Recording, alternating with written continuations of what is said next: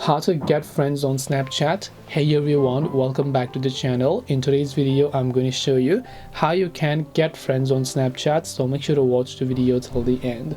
Now, getting friends on Snapchat is actually quite very simple to do so, because all you have to do is go ahead and then launch the Snapchat application, and then you will see this type of interface where what you need to do is just simply tap on the Bitmoji avatar from the top left of the screen here.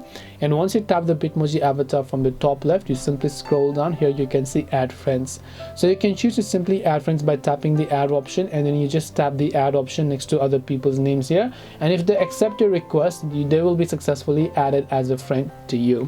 And this way you can actually get friends on Snapchat, and you can choose to exchange snaps with them. So I hope this video helped you. If you have got any more questions, feel free to also leave them down below. Thank you very much for watching till the end of this tutorial, and see you soon in our next video.